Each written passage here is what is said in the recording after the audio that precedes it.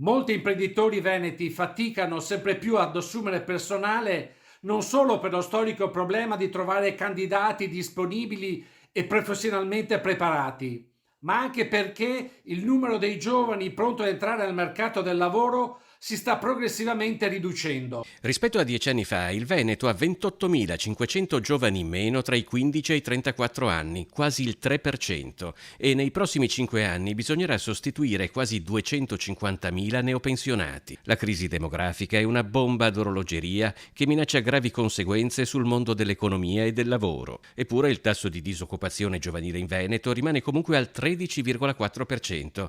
Insomma, i giovani da un lato calano di numero, dall'altro rimangono ancora troppo lontani dal mercato del lavoro. Per superare questa criticità bisogna intervenire subito, aiutando le famiglie ad incrementare le nascite e a investire di più su scuola, università e formazione professionale.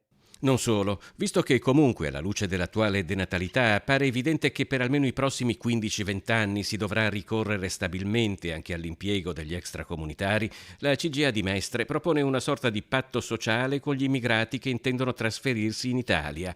Se un cittadino straniero si impegna a frequentare uno o più corsi e dentro un paio di anni impara la nostra lingua e un mestiere, lo Stato italiano lo regolarizza e gli trova un'occupazione.